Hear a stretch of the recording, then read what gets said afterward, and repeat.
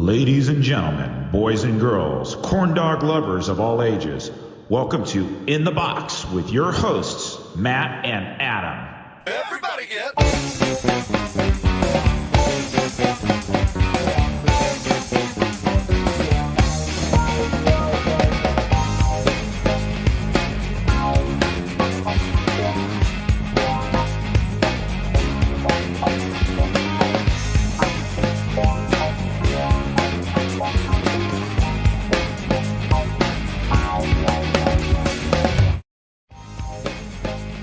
Hello?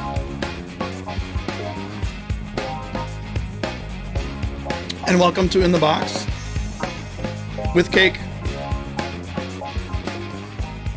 You don't have any cake?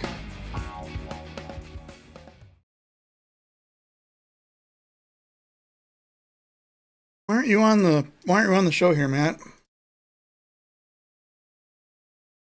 Hang on 1 second. As we add Matt to the show. Ta-da! Hey, look at it, there I am. Hooray. We should start every show with cake. I like cake. We probably should. Did I tell you I like cake? So as you know, I'm attempting to get a guest on the show, and it's kind of difficult.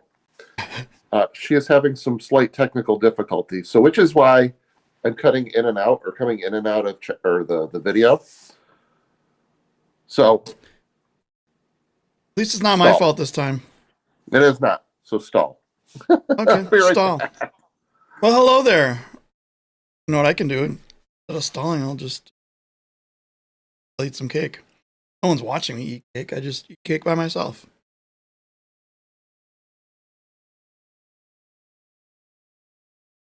This is good. This is chocolate with cream cheese frosting and cake, and it's good. I'm not very good at this stalling thing. So how's everyone out there in the box land? Matt's still working. We're late. We didn't really start late. I hit start stream at like 5 seconds after 7. And then we have this starting soon video. So technically we started on time. It wouldn't make any sense to start soon before 7 because then it wouldn't be... I got nothing. Did you send me cake? I did not get cake that you sent if you sent me cake. I don't know how to answer that. So, you send it to any particular address or just send this to Adam at In the Box and DoorDash should figure that out? Because I'm not exactly sure.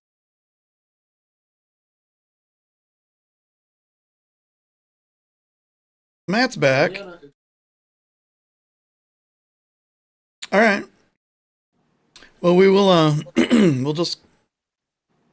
So, Bushwhacker says he sent an ambush cake to me. Well. Oh, he sent it to the Wave Arena under the name of Adam in the Box. Oh, okay. So are we talking about just cake in general, or are we... That's kind of what we do. Well, I didn't know if we were talking about the latest story about cake. Oh, no, but why don't you fill us in? So this goes back to last week's show. Was it last week's show? I don't know. Yeah. Time has no meaning anymore. Yeah, I think it was last week's show where we had Willie B and Robbie Williamson from the Heat on. And the first thing out of Willie B's mouth was something about we didn't get him cake. So that kind of carried over to Sunday's game in Utica. I approached Willie B and attempted to talk to him, and he would not talk to me because I did not bring him cake. The problem with that was... That's reasonable, Utica, though. I think that's reasonable. It is, but also you have to take into consideration, in Utica that day, it was about 65 degrees. So I really couldn't wear, like, a hoodie or anything that, like, would cover up any sort of cake. So wouldn't talk to me. the rest of the game, whatever. Oh, I'm trying to see if that'll fit in your hat. Would not. Okay. So what we decided to do is, and Hannah was kind of in on this, and Adam was kind of in on this because we were going to send him cake anyways. We talked about it. So I DoorDashed him and Robbie cake yesterday. Nice. And they looked really good from the pictures that I saw. They looked really good. And what was his comment to you? So Robbie and I were in on this. We were talking most of the day, and I sent the order in, and the DoorDasher put it. Do I hear someone? You hear someone? Hang on. Oh my goodness! It's my beautiful banana. Hi, pretty. Ta-da! Yeah. What's up, girl? Nothing. Well, Yeah. welcome. I was just telling the story about how Willie B got cake yesterday. You were? Yeah. Me. So he sent me a message. He goes, "You're ridiculous. I appreciate you, but you're ridiculous." So then he told me, and this kind of ties into Hannah. So I told him that Hannah was going to be at the game next week, and he said he was going to bring her cake. Nice. Oh, yeah. Nice. Cake is always good. So I want to say something before we continue. Happy birthday to Henry. His birthday was 2 days ago. And he got a thing with Boss Baby. Yeah, the cameo with Boss Baby. What else did he? Hannah, what else did he get? They played Simon Says, and he said to stick his tongue out and then shake his butt. Yeah, but what else did Henry get for his birthday? What type of coloring book did he get? I have it. I have it somewhere. I have it Well, somewhere you don't have here. to get it. Why do you have his coloring book? Good question. Because I do. Well, what is it? What coloring book is it, Hannah? It's a farting coloring book.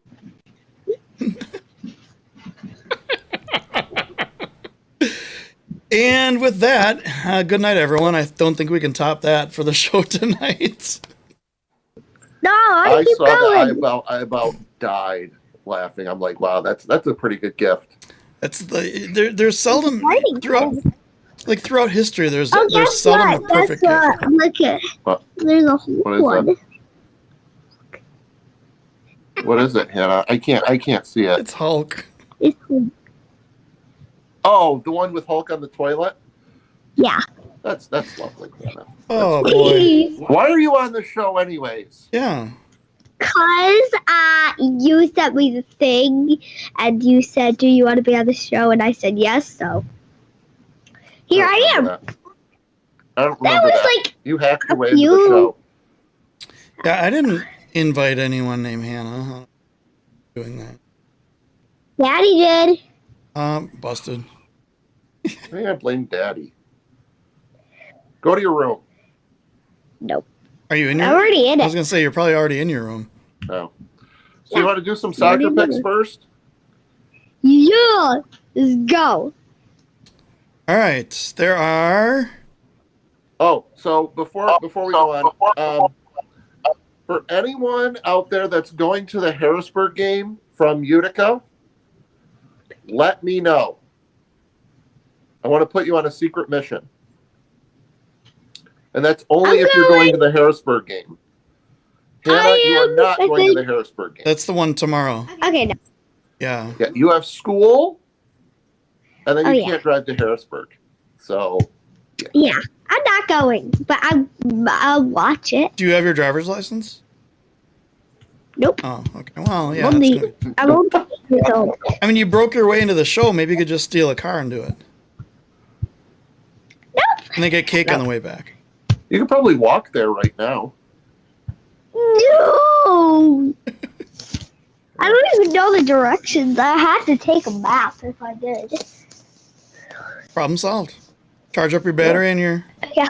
phone and Just ask Siri or Alexa. or whoever. Oh. No, I have a car that I had to bring gas with me. It's a Barbie car. I can bring it. Hey Google, how long would it take to Pretend walk to car. Harrisburg? A whole day. By foot, the trip to Harrisburg is 10 days and 3 hours. Yeah. That should be fine. It's 4.5 hours by car from here to Harrisburg. Yeah, nope. And I wouldn't even be there on time for the game. Oh. Anyway. Well then. Maybe you can take Florida's private jet. Yeah.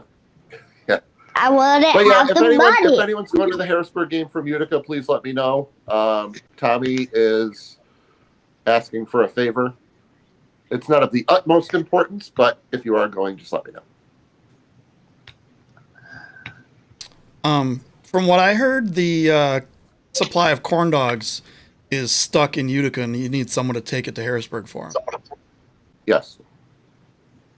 Is that what you heard, Hannah? I hear everything. Okay. Well, that's nice. Oh, so let's pick. Before we go on, Hannah. Yeah? Henry's not going to come in on you, correct? Correct. Okay. He is fully clothed, correct? Correct. Okay, good. All right. We may continue.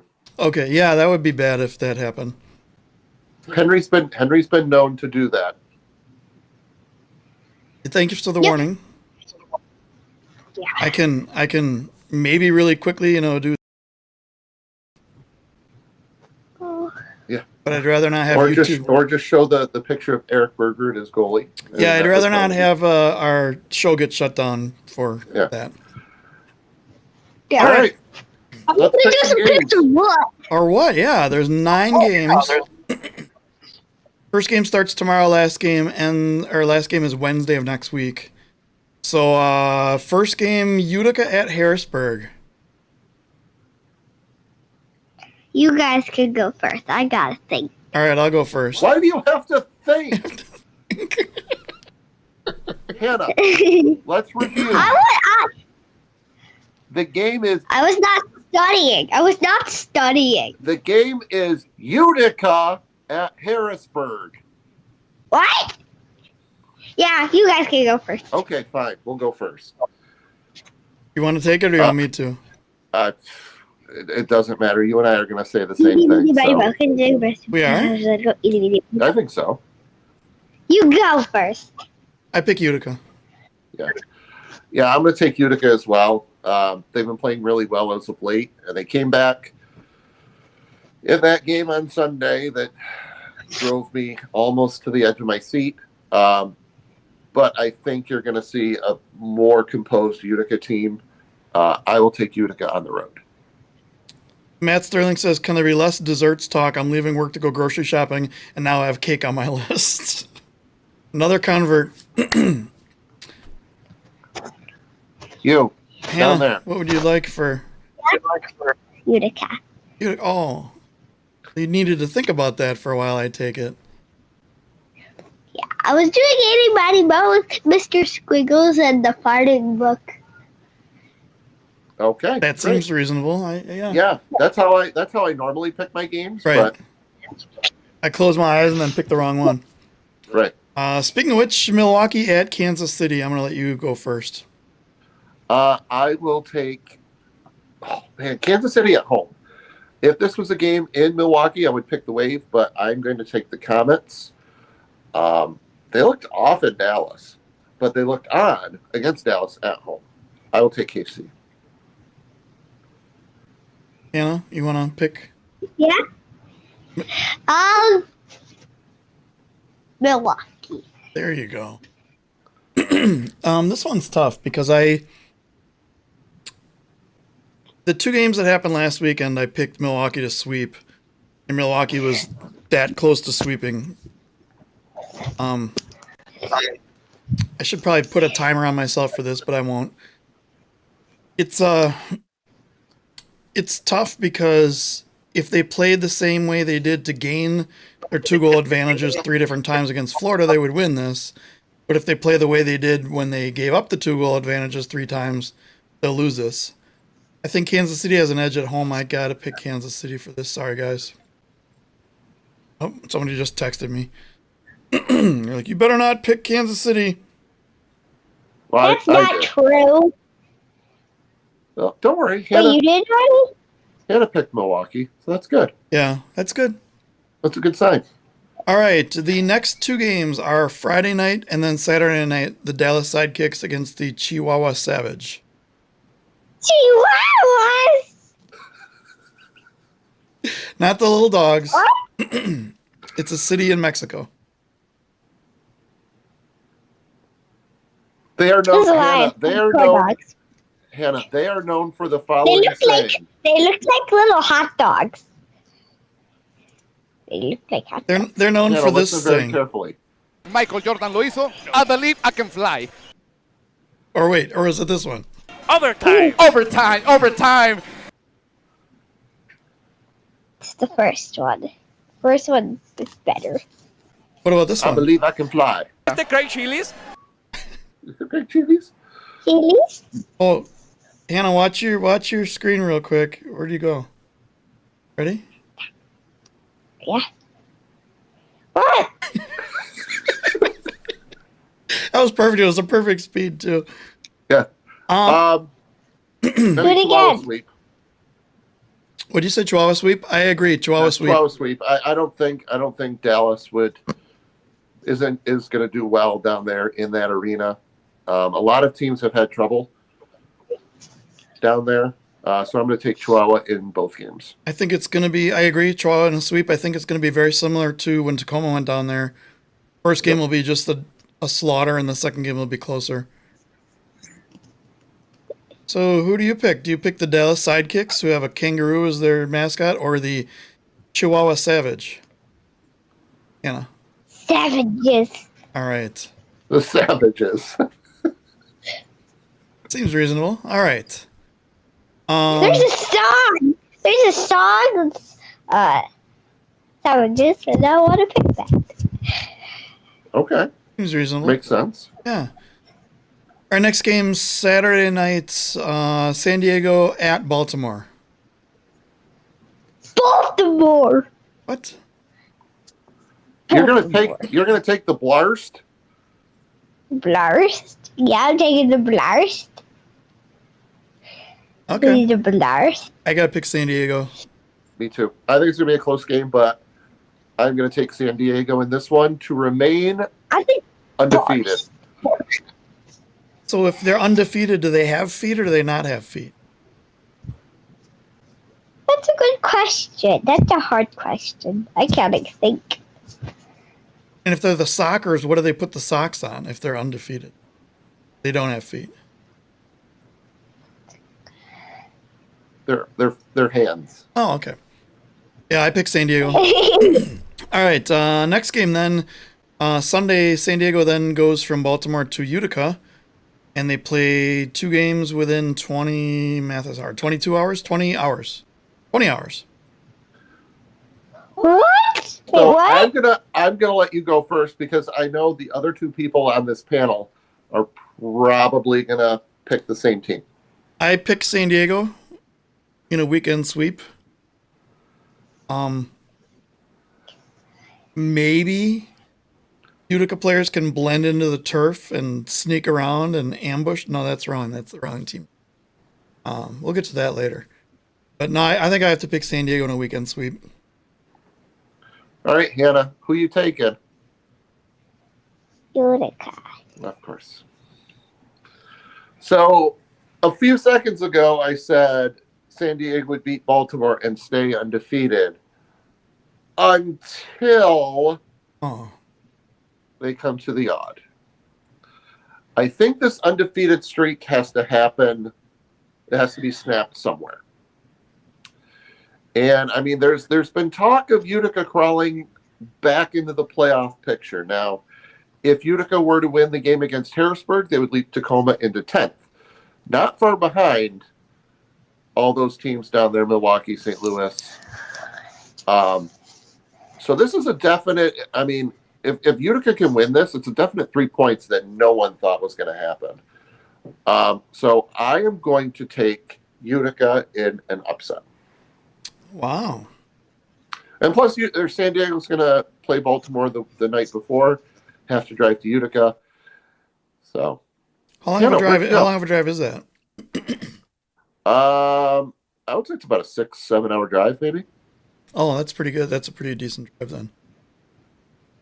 So they're gonna probably leave then almost right after the game. Right after, yeah, because it's a 2 o'clock kickoff. Yeah. There she is. Hi, pretty. Here you go. Hi. I turned my camera off on you to trick you. Oh, okay. Well, I was Thanks. fooled. Alrighty, we get into the next game for Sunday is Tacoma at Florida. Florida. Why?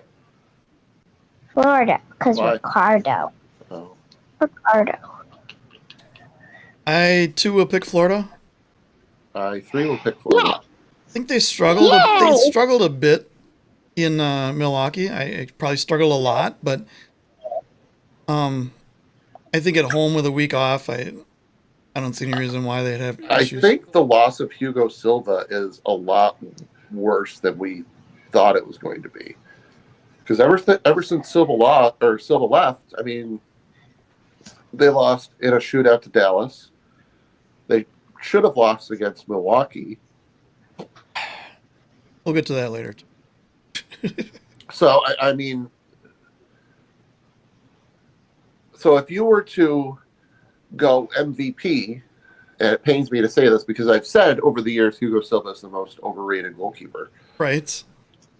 Hugo Silva could be a case for most valuable player if you're looking at it by definition. Could be. Yeah. As opposed to whatever the MASL does it by. Right. And even if they do vote, we wouldn't get the results. Right. Yeah, we'll get. Hello. Hi, Hannah. All right, Hannah, we have 2 more games to pick, and then you can try to make me dizzy. But I have to plug in my charger. That I feel like the guy from the Operation game. Yeah. Ow. Has anyone in the chat? Ow. Has anyone in the chat said anything to Hannah? No. All right. Well. No, Bushwhacker's writing picks. The Milwaukee Murder Hornet says, Hannah, don't leave us. I'm not. I don't want to, but I gotta watch a movie. Okay. All right, so You got 2 I games, can Banana. Bushwhacker says, hi, Hannah. Okay. The Milwaukee Murder Hornet says, Hannah, don't leave us. We have 2 more games. So Okay. last game on Sunday is Baltimore at Harrisburg. Harrisburg. Huh. Wow. I think I'm going to pick Baltimore. I think they're going to be upset after losing on Saturday, and we'll take it out on Harrisburg on Sunday. I'm gonna take Harrisburg based solely on the fact Baltimore plays the night before, and Baltimore, I don't know, it's something about Harrisburg that they can't really do well in Harrisburg. So give me Harrisburg as well. All right. Daddy, you know what I just realized? What? Some of this, you are picking the same one as me because you want to win with me. No, that is not the case, Hannah. Then why do you keep picking with me? Because that's my prediction. I'm not picking because you picked the same team. Okay. Hannah, we have a question for you. Why is Ricardo your favorite player? Because... That's a good question. Oh, do you want me to tell the story? Yes, Daddy. I don't even know. You can tell. So back in the days, I did an article for an MASL not affiliated blog, Turf and Boards. I went to Applebee's and I got to talk to Ricardo then. You did, because it was for your birthday. So I did picks with Hannah, and we would go through the same thing. And Ricardo, who played for Harrisburg at the time, messaged me and said how much he loved the article and wanted to meet Hannah. So this was like 4 years ago. So every year they've met up, and Ricardo's given her a couple jerseys, and 2 weeks from now they will be meeting up once again when Florida comes to Utica. And that's pretty much the story. Hannah's been picking soccer games for years now. Yep. Hannah outpicked like everybody for one season. Yeah, we did a pick. I don't know if it was for a week or a year, where the loser had to wear face paint to a game. And who won that, Hannah? Oh, I remember doing that. We both did that, Daddy. We did, but who ended up losing and having to do most of the makeup? You. That is correct. Yes. All right, we have one more game to pick. I only wanted to do it because Right. not lose. You want to be just like me. Right. All right, one last pick. Wednesday night game, so it'll be the night before our show. It's Florida at Ontario. Florida at Ontario. Oh, well, if Ontario plays like they did against Chihuahua, Florida. Chihuahua. But I'm gonna take Ontario bouncing back. They had two really weird games against Tacoma. And I don't know if that's Tacoma's one time a year, like Alex said, one time a year that they have this miracle win, or that they just, I don't know. I think I'm going to pick Ontario as well. All right, Banana. What was the game? Florida at Ontario. Florida Tropics at Ontario Fury. Florida. Could have figured that. No, Ontario. Oh.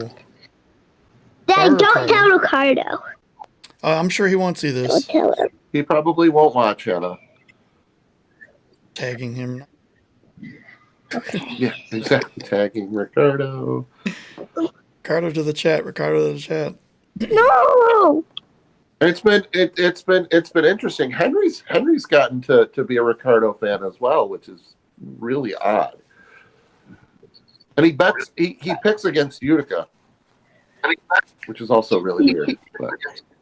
Hey Hannah, so Bruno Oliveira, hopefully I'm pronouncing that right, says, I'm excited to meet you when you travel to Utica, Hannah. I'll try to score a goal for you. Really enjoy watching you guys. Cool. Thank you. Thank you. And hi.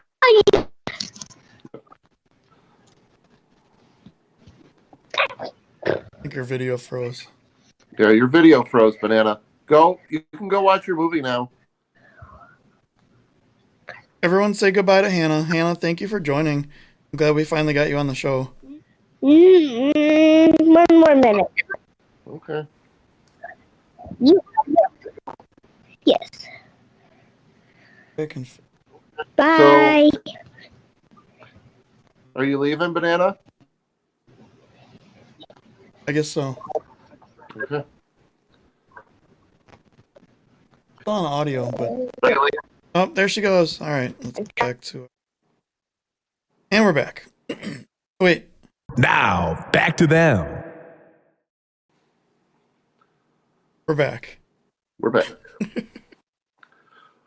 It's about time we got her on. So the Milwaukee Murder Hornet says, bye, Hannah. You're the best person in your family. The Murder Hornet is not wrong. Bushwhacker says, question, Hannah, who's the best mascot in the league? Probably not going to be Utica's mascot. It better not be Utica's mascot. She is creeped out by that thing. The eyes.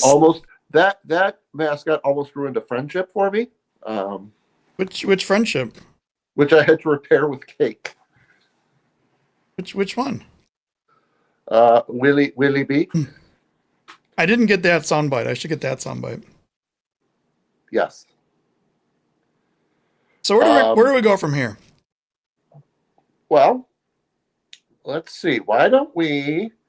I mean, we already did picks, so I mean, not really. I got something. There was a post that came up, and this has happened twice now, where the person posted and didn't want to hear any discussion otherwise. Even though there was nothing wrong with the post, it was just simply a differing opinion. So person said, point A is correct, and the other person said, no, I think point B is correct, and here's why. And the person immediately reported the post to the admins, and then when I tried to talk to him about it, said, well, I didn't want to argue with the guy, so that's why I reported it. And I said, well, it's a discussion forum. That's what it's for. He's like, well, if you feel that way, then maybe I just won't post anymore. And then he deleted his entire thread. So we don't want that. This is an open discussion. Some of the open discussions can be heated. Some of them can be maybe a little anger filled, as long as they don't get into like personal attacks. And some of the stuff there was, I won't name the player. There was a player and somebody else who got into it. And Jack just says, I'm taking no blame for any of this. Right. I agree. If it gets a little bit, I'll step in and say something. If it gets way over the top, we'll delete messages. We haven't had to do that so far. But here's what's going to happen. If people get and this has only happened twice, and it's two different people, but if people get in the habit of making a post and then deleting the thread when they don't like the way it goes, I'm going to start turning off commenting for their posts. They can post whatever they want. I'll just shut the comments off and they can do whatever they want with them, because it makes no sense. I have no way to restore a deleted post. So I just wanted to bring that out. I wrote a big long soapbox post when I went on my soapbox for like a half an hour the other night. Oh, that's when I told you to shut it, Wave fan. Yeah, that was it. Yeah. And that's perfectly acceptable. So there's that.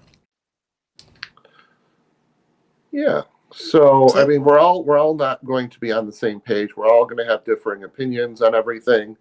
I mean, some of you are loving the single point scoring, while others enjoy multi-point scoring. Why do you have to lead? Completely okay to disagree. Why do you have to lead with that? Even though MPS is better. But yeah, we're here to try to improve the game and have healthy discussions. And when it gets heated and it crosses a line, I mean, that's when we step in. And for example, what do you think of cream cheese frosting on cake? No.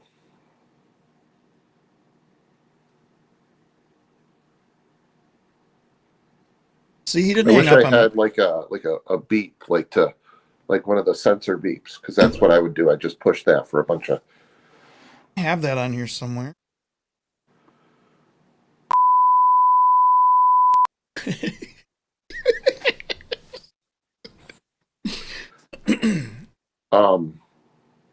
But yeah, I mean this week there wasn't really a lot that happened. There kind of was. There's a little bit. I mean, I think the biggest thing was Jay's video. Let's push Jay's video off a little bit, and yes, we'll get to that in a little bit. I know Jay's here waiting for it. He says in the box requires big boy pants, and it's as easy. If you don't agree with a post, you just scroll on by.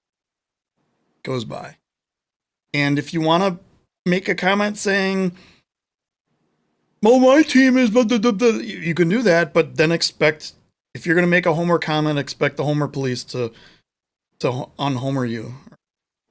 De-homer. Hit you with the Homer bat, or I don't know. Right. Do something like that. They'll do something, yes. I had kind of a generic question. And both of our teams are affected by this very heavily. So all these injuries, is it a result of not playing last season, starting too late this season, or just pure coincidence? I think it's pure coincidence, to be completely honest with you. I mean, Patrick Thompson played for St. Louis last year, I believe. Yep. And, I mean, he got hurt. Lucio played for Florida. Yeah, that's true. Got hurt. Max played for St. Louis and got hurt. Yeah, so, I mean, I think, and it's just weird, all of these injuries are happening on the East Coast. Like, you don't hear about all of these players getting affected in like San Diego or Ontario. Do you think it's the way COVID hit people? I mean, possibly. Just because I mean the whole world kind of stopped for a while, and then it slowly ramped up, and then it changed, and things weren't the same. Yeah. Yeah, I mean it's hit Milwaukee. I mean Milwaukee's had goalkeeper injury issues over the years, but it hasn't hit this bad since I remember. Like, I mean, Wiedebach gets hurt preseason and then gets hurt again a couple of games ago on the same knee. Chamale goes down with the third Achilles injury. He was the first, but now there's 3 Achilles injuries. He went down after the second game. Yeah, and I don't have a thought one way or another. It just seems weird. There's a lot of injuries, but then is it every season there's a lot of injuries, or coincidence, or the way the planets are aligned, or what is it? Yeah, maybe it's been really, really interesting. Eric wanted to know if I can turn off mean comments for the tomorrow night's KC YouTube chat. Well, yeah. We don't know if we're going to have YouTube chat. I mean, some of the games have had it, other games haven't. So maybe put a word into the league saying you don't want comments turned on for KC. I'll just direct message you. I mean, if I have anything. Yeah. I'll just wait to get trolled about the Central Cup. I know my place. I don't know if I'll be able to watch the game. I'm actually going to my first Utica Comets game tomorrow night. Oh. So I will be in Utica watching. You'll be in Utica at the arena just watching the wrong thing. Right. While watching Harrisburg Utica on YouTube. So. Yeah, there you go. So that was one of my comments. Let's talk about, I want to get to Jay's thing, but that'll be the most interesting thing we talk about. So we'll leave that for the end. In San Diego, what game was that? San Diego versus Chihuahua. So towards the end of the game, Escalante from Chihuahua got a red for saying something in a language that the refs understood enough to give him a red card for. At the same time, here's what we saw on the stream. Escoto got a yellow. It was announced as a yellow. The PA announcer announced as a yellow. It was told the commentary booth it was a yellow. And on the score sheet and the play-by-play, it was listed as a yellow. And then they went 4-on-4. And everyone in the world was confused because we had no idea why they would go 4-on-4. I had a message, and if you want me to pull it up, I'll pull it up. It was from Commissioner Tozer about the explanation, because he sent it to me, and I'm like, I have no idea what you're talking about because I didn't watch the game. He's like, oh, it was Chihuahua San Diego, and I'm like, oh, okay, well. I messaged Ryan Sigich. I said, hey, what happened here? Because we're all confused. And he said, oh, it was a blue and yellow to Escoto. Now, there are 2 issues with it. The ref it was supposed to show both cards at the same time, but I think what he did is show the blue and then the yellow. And people thought it was just a yellow instead of the blue, and the blue was a mistake. I'm going to tie something into that. Okay. So I guarantee you that play will probably be reviewed on this week's episode of, what is it? Ryan Sigich Rules the World. No, that's not it. Right, which is honestly one of my favorite MASL shows now. I'd talked to Ryan about that when we talked a couple of weeks ago. that that was one of the coolest things they had, 2, 3, 4 seasons ago, and they had him, do the videos and talk about it and then have a follow-up video or however it worked out. I don't even remember. But so that's what it was. So the red card, any red card except for 6 fouls comes with a 2-minute penalty. That's why Chihuahua was shorthanded. And then because Escoto got a blue plus yellow, that's why he was given a blue card. So the 4-and-4 was true. The only where it wasn't was on the actual box score, and that's been updated. Ryan did have someone from the league update that. That is fixed now. So that's what did that. Yeah, and I think so. Going back to the show that they do, Phil Levanko, who used to do all the commercials and stuff with Utica, is now doing some awesome stuff, and it's great to see him with Ryan Sigich going over controversial calls and kind of getting into the mind of a referee, because that's kind of what, to be honest with you, it kind of reminds me of what we saw in that webinar. Yeah, where they explained the call and why they chose that particular foul. Right. And I mean, and there's been, over the years, there's been a lot of questions of, well, why wasn't it a goal? Because it clearly broke the plane. Well, that's not the rule in soccer. And wait. So Eric says, when fans get it wrong, complain about the refs, Adam, then what? Actually, that's just what I was about to say here. So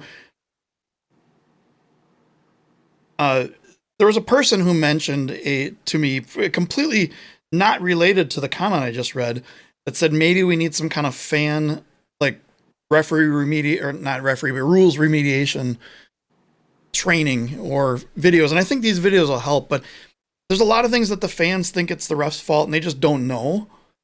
And they may hear like the fans booing a call and think, oh, the refs are terrible because everyone booed, so they must be terrible. The case that came up with the person that deleted the post, oh, it was Eric. So Eric's admitting that it was him. I didn't know if you wanted your name out there or not. So it was Eric. Suggested the fan, everyone attend 16 hours of referee rules remediation anger management courses. Time all into one. Yeah, just time all into one. But there was a foul. Utica, who was it? The ball went over the top. I don't know who got the ball. Was it Segura?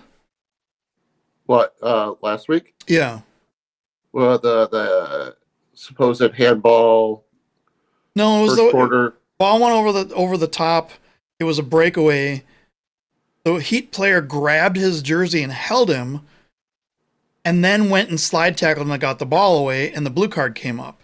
Oh, that was Wanalava from Utica. I know what you're talking about. Segura missed the breakaway or the penalty shot. That's what it was. Yeah. Shootout. So the Heat fans were like, why did they call the blue card on the slide tackle? He got all ball. It wasn't the slide tackle. It wasn't the slide tackle. It was the pulling of the jersey. Yep. Now years ago,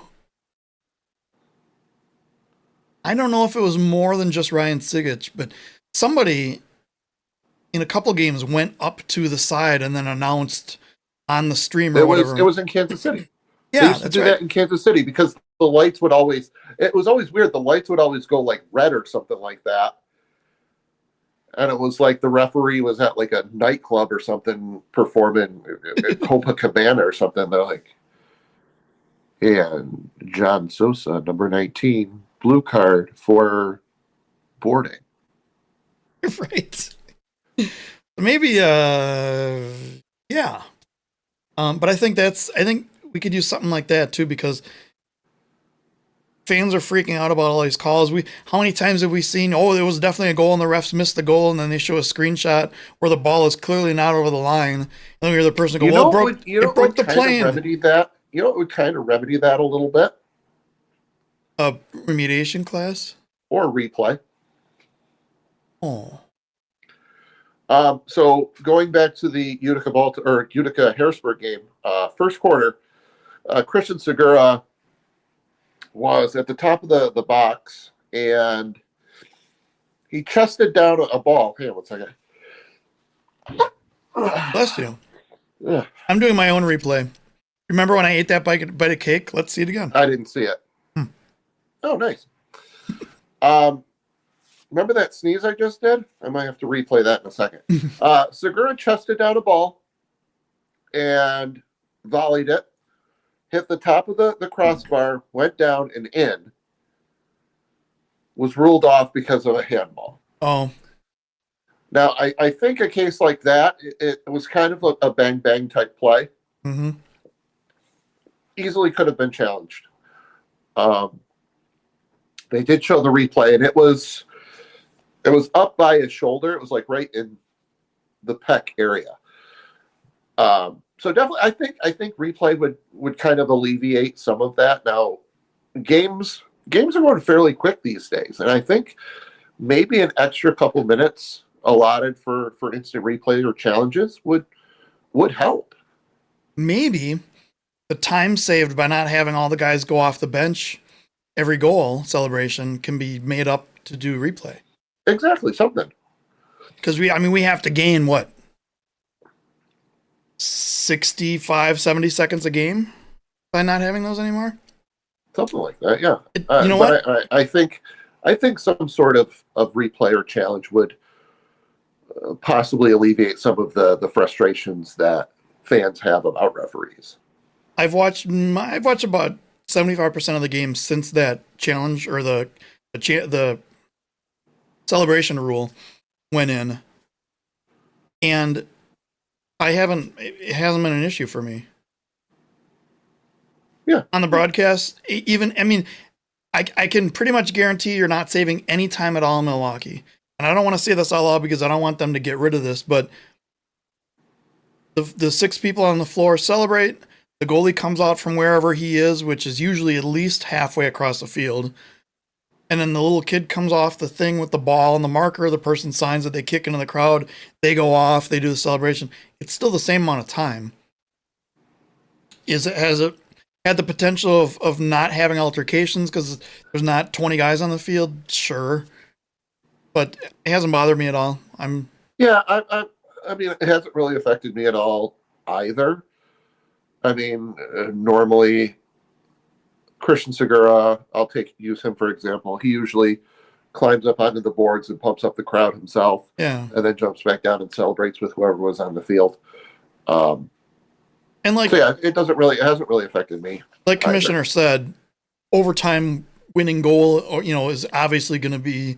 There's no rule there. You're not going to fine people for celebrating the game-winning overtime golden goal. Wait, game-winning what type of goal? It's well, there's only one of them, so it's the Overtime. And by the way, when I went to the black screen before, it screwed up the game clock, so we're off. Oh. I have no way to reset it, so there's that. Well, I don't really think it's going to be an hour and 30-minute show. No. So I think we're okay. Let's I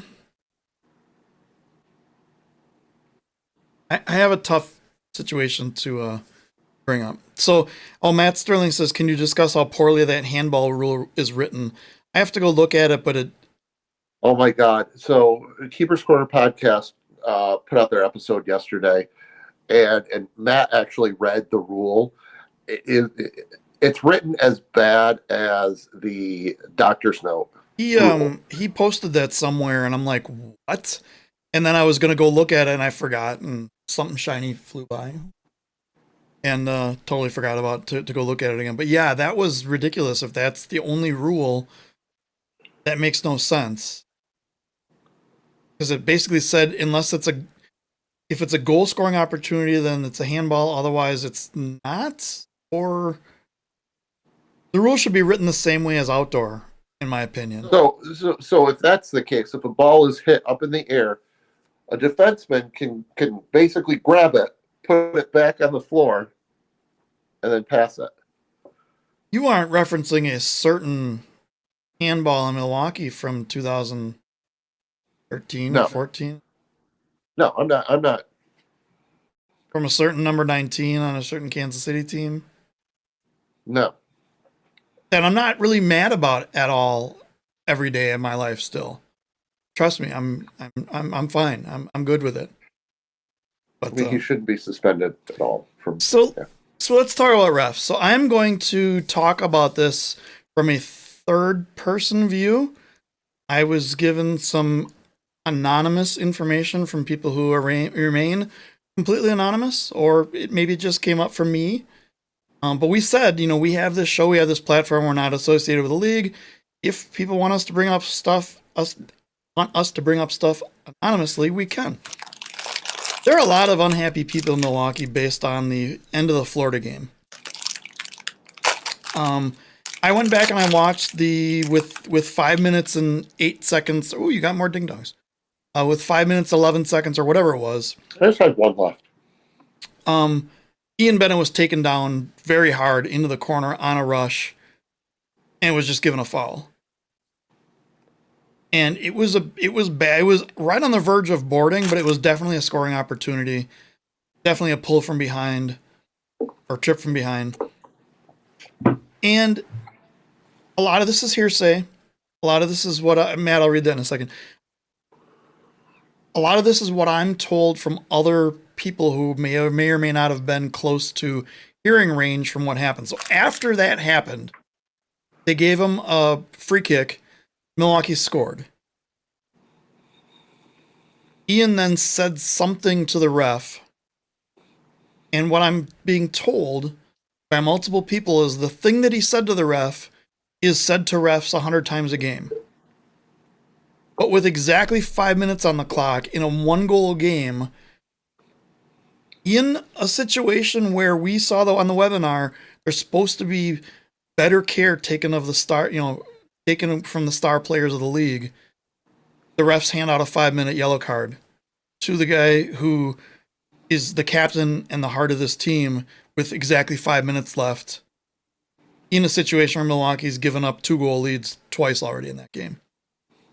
Now, I don't want to say that was the reason the game was lost, but without him out there doing his thing and directing and being the captain, even from the bench, he's always working with players and doing what a captain does. It was a significant factor. Now, I'm not going to blame the refs saying that it was a ref's cause of the loss of the game, but I think there was some weird non-preferential treatment being done in that game. And I want to bring that up. I don't really expect any answers, but I wanted to just kind of get that out there, get that in people's heads, and that's my complaint. And there were a lot of things that were said worse than that I'm not going to repeat, but I think there was 2 mistakes made. One, it was almost like the big red card where, he got hit in the head and he fell down and he shouldn't have gotten a red card and he did. It's almost that whole situation. Maybe not as intense because there was no, not an obvious like ball to the head player down, but you got a major foul on your star player in a tied game with 5 minutes left.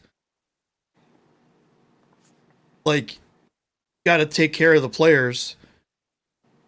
And then for him to then go back and complain about it and then you give him a yellow card with 5 minutes left. Yeah, that's I don't know what to say about that. I've said a lot about that I don't know what to say, but that's what I have to say about that. Well, there you go. Yeah, it just seems odd. Now, me not being there, I don't know. Was the game like chippy or was it? Because sometimes, you'll see referees get really like visibly frustrated. Like when I was out in, was it Ontario?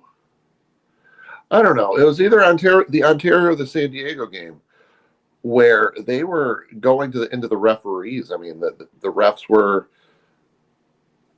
There should have been a red card to one of the Ontario players against Utica, and they were going after the referee, and he looked visibly frustrated. Like why am I here? Why am I doing this? Like it may have gotten to a point where they didn't want to hear it anymore.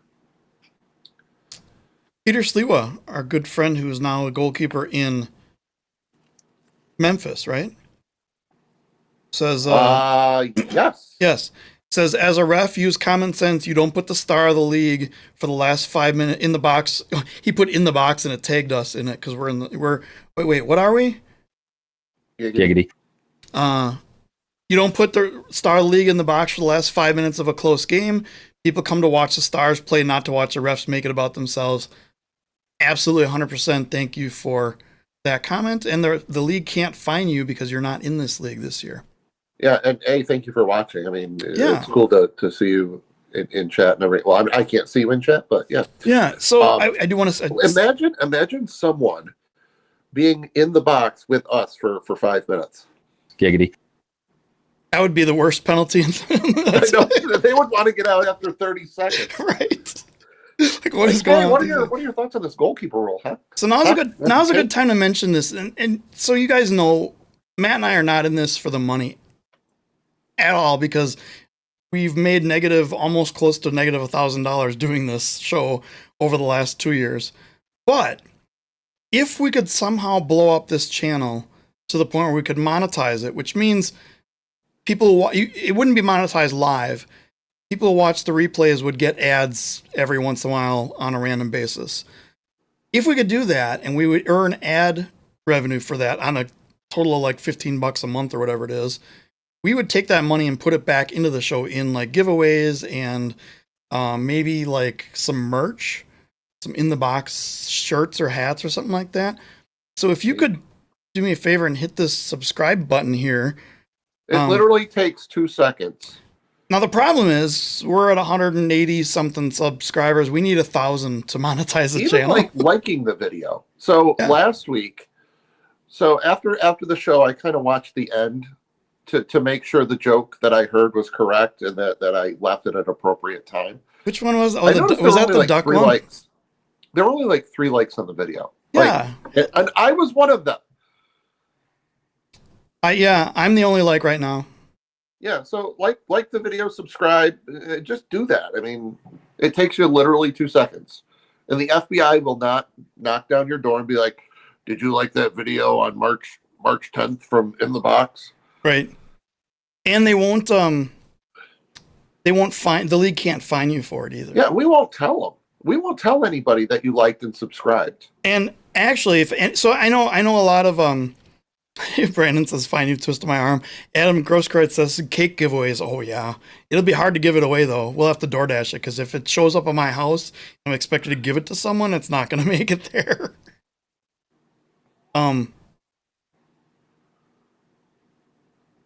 Alec, give me a second on that one. Let me think about that. I won't even read it to you, Matt, because I want to stay on this topic for a while. But if... now we got 7 likes. Just everyone like. I don't think people realize, because, and that's why you see YouTubers like, make sure you like and subscribe and share and all that other stuff. We're not social media people. We're not influencers or whatever the new age term is for that. We're just guys who like talking about the sport and complaining about stuff and eating cake and stuff. But I know some players, I've heard this before, they don't want to get involved in the talk on the group because they just don't want their name associated with things. There's no way for me to find a list of subscribers of the channel. Now, depending on your privacy settings, I may get a notification saying whatever your YouTube handle is, subscribe to the channel, but I have no way of knowing who that is. Like, if you don't have your full name in there, I won't know who it is. And I have no way of like getting a list. Like if someone, if the FBI raided my house and said, you terrorist organization In the Box, give me a list of your subscribers, I'd be like, I don't have a way to do that. So that was a really, everyone's welcome to like and subscribe to the channel. It's not, we have 900 and something members on the Facebook group. Why can't we have 900 and something? Yeah. Subscribers on YouTube. It's easy to sign up for a YouTube account. Even if you don't have a YouTube account, make one. Make 2. Make 17. I don't care. Exactly. Make multiple accounts. I know someone that just had their Facebook account. Made a new Facebook account for them. Have them subscribe. Yeah. So anyway, that's our subscribed soapbox. So Alex said something that there were two things. Okay, let me preface this. There were two things that came out of that referee webinar that I didn't really agree with going in, and I have a different take on it going out. The first one was that you shouldn't judge a play based on the results.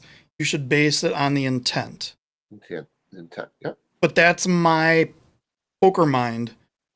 Like if I'm an 80-20 favorite, I should put my money in. And if I lose, it's not because I made the wrong decision. It's because of the 20% chance that I would have lost happened. But I made the right decision, and I shouldn't be worried about the results. What Ryan said is Sigich said that you really don't want to get in the head of the players and figure out their intent, because sometimes they could be intending on hurting a guy and completely whiff. Other times they could be intending on getting the ball 100% and really focusing on missing the guy, but end up missing and hitting the guy and hurting him. So that's the rest are actually focusing on the results of the plays rather than the intent. Because I mean, you can come out and take a swing at a guy and completely miss him, and is that really a foul? Or you can be walking and running around with your arms flailing around and hit a guy in the face, not meaning to, but he goes down with a broken nose, and that probably should be a foul. Yeah, it's kind of similar to, and I know Jack Williams, if you're still in the chat, you know where I'm going with this. So Syracuse, the college basketball team, is at about a 500 record right now. So their chances of making the tournament are like slim to none. So one of the best players for Syracuse, Buddy Boeheim, in the quarterfinal, or no, it was the round of, I don't know, but they played Florida State. It was the second round. And Buddy Boeheim was down low with one of the players, and he kind of, the guy from Florida State kind of like was bumping him. And then Syracuse scored. Buddy Boeheim turned around and like hit the guy right in the stomach. Guy like tumbled over, keeled over, whatever. Refs didn't call anything. That's when the league stepped in and gave him a 1-game suspension, and they could have used him tonight or today against Duke as Syracuse lost. So I mean, the intent was definitely there. Of course, the refs missed it. Yeah. But the league stepped in and saw a replay of it, and I think the MASL does that as well. I mean, if they see something especially with the Boris Pardo thing. The refs didn't call the kick to. Yeah, right. Yeah, and I think Willie Spur. Right.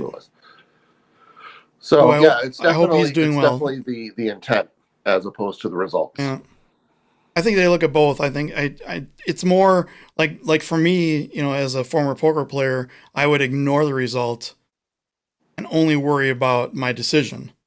Right. And I think it's much different. The other thing is when I heard them say that they need to protect their star players of the league, Alex said, to play devil's advocate, I imagine a lot of people would be upset if they perceived a star player as getting preferential treatment. And I agree with that. But without the star players, you wouldn't have your league, you wouldn't have your I mean, it kind of goes against a lot of the things that have been said where fans don't really care who's in the uniforms. They just want to see the teams play. There's some truth to that, but there's a lot of fans that want to see their favorite player. And there's a reason why there's star players in the league. Your Ian Bennett's, your Frank Tyus, your Zach Reggett's, Zach Reggett had more family members and friends in Milwaukee than Florida does fans for their own team. And it was fantastic because they sat right below us. So we were on the same platform. They sat right below us in the whole section. It was great for the atmosphere. I thought it made a great, back and forth, but it's sad for Florida. But anyway, so I didn't agree with it at first, but then when I put a lot more thought into it, I realized that they're right. You can't have, and I don't want to make this about money, but you can't have the third string guy making $50 a game coming in and taking out your star player of your team who was MVP last year. Not that this happened. I mean, this is completely, made up situation, but you can't have that situation happen and not have preferential treatment on that. And then Jack says protect is a loaded word. What kind of protection are they getting? I agreed. I don't think they're getting protection. I think they're maybe getting an extra eye on the play. Right. Oh, that reminds me. And this is completely off topic. If anyone wants to go to the Utica Comets game tomorrow with me, let me know. I have an extra ticket. There you go. I would, but long drive. I mean, yeah, flights are probably really expensive right now, so yeah. Sorry, Milwaukee Murder Hornet, who's disgusted that I put Zach in with Frank and Ian. Zach's a great player. We had a chance to get him in Milwaukee, and someone who's no longer on the team blew it for us, and we'll say that's all. I met him in Kansas City during the playoffs. Really nice. Speaking of Florida, of course, they had a bunch of drinks in them, but really nice. What do you think costs more, private jet or new turf? Next topic. MASL Mondays. I don't even want to talk about it. I don't. I have a couple comments. I have a bunch of comments, but this time I got almost 6 minutes into the episode before I turn it off. Last week they were talking about how great the San Diego KC game was, and it was good for the league, and it was fun, and it was a great competitive game. This week they said the San Diego Chihuahua game, there was a ton of bad blood, and Chihuahua lost their heads, and then in the end it resulted in a 4-on-4, and it really was a bad game for them. Chihuahua San Diego, 5 cards total in the whole game. San Diego KC, 13 cards in the fourth quarter alone. 22 total for the game. One of the worst games I've ever seen, all around, players, refs, the whole thing. I mean, when you got your broadcasters begging for the game to be over without any more cards, and then there's 2 more cards after that, it's just a bad overall. And then their star of the show, who shares my name, who has this show talking about the MASL every week. He gets his own show talking about the MASL, just admitted that he's never been to an MASL game ever. He's going to his first one this weekend. I was like, nope, I'm not watching this shit anymore. Click, off, dislike, bye. That's... Yeah, so I thought, and I mentioned this last week, so if I sound like a broken record, I'm sorry. I thought they were supposed to recap the games of the week. No mention of, I don't think they mentioned Tacoma, Ontario. I don't think they mentioned Utica, Harrisburg. I don't think they didn't really mention a lot. They talked about, like Adam said, Chihuahua lost their heads in the fourth quarter, and they just kept saying that, like, oh, and then they had a penalty and they lost their head, and then they lost their head, and the momentum shifted because they lost their head, and blah, blah, blah. And I'm like, okay, I can't. Yeah. And then they talked about Baltimore again. So it just, I can't, I'm sorry. I can't get on board, especially like you said, if you haven't been to an MASL game.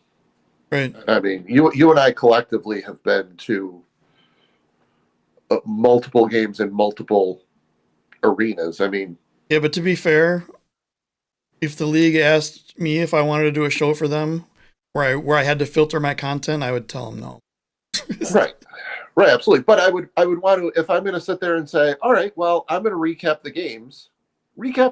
Don't just sit there and talk about 2 teams for 15 minutes and then talk about a team for 10 minutes and then be like, oh yeah, we need to mention, here are the scores of the game. Boom, and we're done. Well, and the thing is, if they're doing MASL Mondays, when do they have time to watch the games and record the thing? It seems weird. Yeah, they didn't even give like any sort of information. They mentioned Thet Sane from Kansas City and how he had a great first quarter with goals and assists. why can't you write down how many goals and assists he had in the first quarter? Like, give us some sort of, well, goals and no, assists. I can't. Yeah. I would rather watch 15 episodes of Phil Ivanko and Ryan Sigich go over referee plays than an episode of that. Yeah. Agreed. I also noticed that the MASL midweek did not show up this week. Yeah, it did. It did? Yeah, they did an interview with Victor Pereras. That was MASL primetime. Oh, primetime, not midweek. Right. I'm sorry. Midweek with Michelle Gingras. Oh, okay, yeah. Okay. Well, maybe it's because they had Willie B on last week and they're just recovering from right. Him and his cakeness. That's right. His ultimate cakeness. Ultimate cakeness. Yeah.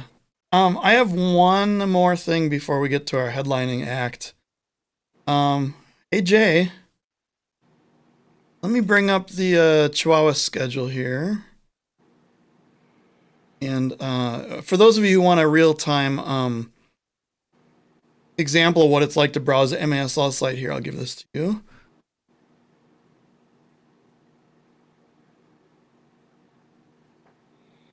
Okay, it's loaded. Almost. Oh, by the way, what's the weather like in Phillipsburg, Pennsylvania? Well, that's a good point. Let's see. Probably should do the weather forecast. We forgot to do the weather. Weather in Phillipsburg, Pennsylvania, there is a winter storm watch. Yep. Uh-oh. Winter storm watch remains in effect from Friday evening through late Saturday night. Heavy snow possible. Total accumulations of 5 to 8 inches possible. Wind gusts get as high as 45 miles an hour. It's supposed to get pretty bad, which is why I think the guys are in Harrisburg tonight, as opposed to driving tomorrow. Yeah, the heaviest snow is likely to fall Saturday morning. That's not good. Everyone be careful out there in Phillipsburg. Well, yeah, and surrounding areas, including, that drive from Baltimore to Utica is going to be a pain in the tuchus as well. So Bushwhacker says I can fix it to be Milwaukee. I spent 20 minutes on it and I can't figure it out.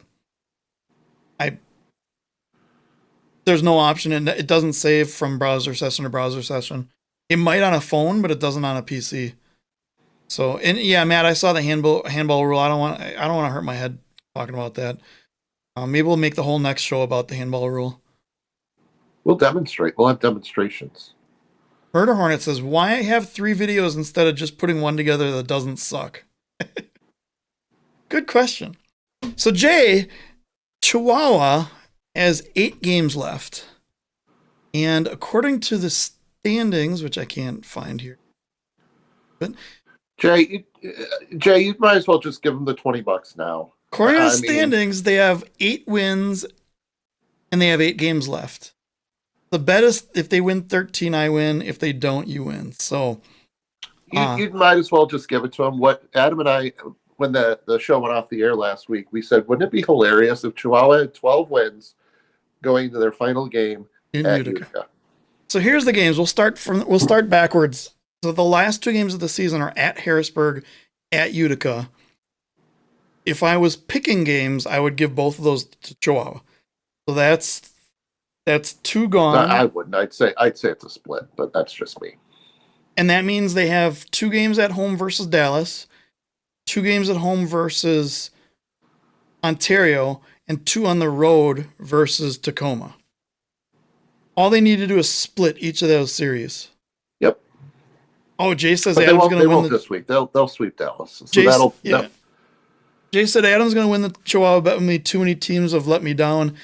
So to give you some hope, Jay, I had a bet with a guy years ago that Detroit Lions would not win more than 4 games in the season. And if it was, I think it was maybe 5. It was exactly 5 was a push. Less than 5, I won. More than 5, he would win. And the year before, they only won 1 game or whatever. December 1st, the season usually goes through like Christmas week. December 1st, he basically threw in the towel. Like, you're going to win this. I might as well just pay you now, but we'll see what happens and we'll let it play through. Detroit ran the table from that point on, and I lost the bet. Yeah, I think Chihuahua. But the interesting thing is, so what if Chihuahua already has a playoff spot, and they need to what rest? if they're already like in a certain seed? Like, let's say they're 12-11 going into that final game. They've got the 6th seed all wrapped up. They're going to play the 3 seed, whatever. Do they rest their players? Don't know, especially since it's a road game. That's a bridge we could cross when we get there. So I won't even talk about that right now. Right. What?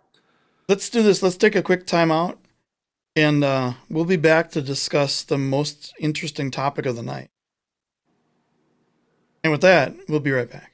Now would be a great time for a timeout.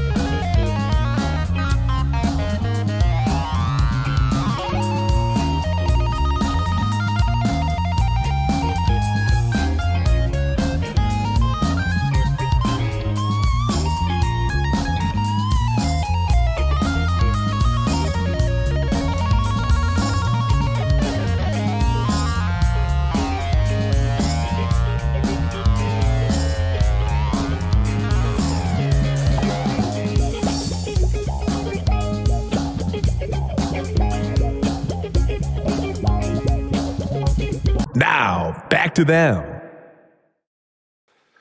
Oh. Should have taken a left turn at Albuquerque. Ray Biggs. What did I mean? What did I miss? Oh, Jay, we should have made the bet about cake. $20 can buy a lot of cake. No, why don't you change it? If you're gonna win the bet, you might as well just get a cake. Yeah. $20 Instead can of get a good $20, cake. just get a cake. I can get a good cake. Yeah. All right. Jay. Jay, let's talk. So Jay, let's talk. So if anyone, first of all, we ask you guys to do this whole thing on our show. We have like royalty in the chat right now of MJSL, who is one of the leading content providers of the MASL. And he talks about all things MASL, all things M2, and some other assorted nonsense. Kind of like us. And we need a media timeout. We can't call it an officials timeout, though. It's a media timeout. So, Jay, if you want to put a link to your thing in the chat here, feel free. And then we can delete it. Then we can delete it. We'll ban you and block you forever. No, we need the subscriber. That's true. Yeah. Jay makes up almost 10% of our subscribers, I think, with his various accounts. But a lot of the things that Jay says is like completely infuriating because I don't know why. It just is. I will say this. So what we're going to get into now is Jay's last video, naming the team names, ranking the team names. Yep. Yeah, Jay's done a number of rankings. He did jerseys last year. He's done arenas. And now it's team names. Yeah. So going into this, I knew Utica was going to be last. So I had all sorts of intentions of watching it, and so Jay, I'm gonna pay you a compliment right now. And you and I have talked about this already. I left the comment. So what he did was he took a ranking of the team names and then had his suggestion for what it should be. And for Utica, I completely agreed with him. He thought it should have been the Silver Knights. And I think Utica, I mean, there's not a lot. Handshake, it's called Handshake City. So there's not really a lot going on here in Utica. So I think the transition to the Silver Knights would have been the best idea. But besides that, so let's do this. Let's go over each team name, say what Jay's idea was, and then go over what our suggestions would be. Okay. Sounds good. So the first one, yeah. So Jay did them in order of his least favorite to his most favorite. And he only did the 12 that are in this league this season. So, and he found a loophole in doing YouTube videos where you can now, you can do this video every season because the teams always change so much. The makeup of the teams is so different. Yearly content. And speaking of, congratulations to the Mesquite Outlaws who announced that they're coming back next season. Yes, so absolutely. We need more. I said the thing was that it's going to help the teams in the Central Division. I don't know how it helps Milwaukee to have that, but sure, we'll go with it. So UCFC, it's Utica City Football Club. Jay's comment was it was a lazy because it's a big European thing, but it's not really done here. And I can kind of explain why. The owner Rob Esch is big on the European Premier League and wanted the feel of a Premier League match, which is why they don't have a lot of music during the games, and they had chants piped into the arena, and then you see the ball presentation and the teams coming out. He wanted it to feel like a Premier League vibe, so that's why they went UCFC. But let's talk FC. So there's a small kind of minor league outdoor soccer league called the MLS, which stands for, I think, minor league soccer, right? Yes. $1 billion league, nothing really big. 28 teams total, not including the new St. Louis team that's coming in next season. Of the 28 teams, 13 of them have FC in their name. 2 more have CF, so it's like club to football, and 2 have SC for soccer club. So more than half the teams are taking the lazy approach and just calling themselves city name FC. there's that. There's that. But I mean, if the league or if Utica ever did change their name, I think Silver Knights would be a great option. The Jack just says the problem now is that there's a Silver Knights in the AHL, and using that name in an AHL building is probably some kind of sacrilege. But that's okay because, according to Jay, you should move the Utica out of Utica anyway because that's not a big enough city. Yeah, you got to move it to New York City because it's an M2 team. Right. All right. M2 town. So what's your suggestion other than Silver Knights? Because we can't take Jay's. We got to come up with our own. Oh, man. Okay. I would say then the Utica Empire because New York is the Empire State. That's what I would go with. I'm going to go with Corndogs. Okay. But I mean, I think we can keep the UCFC and just call it the Utica City fucking Corndogs. See what I did there?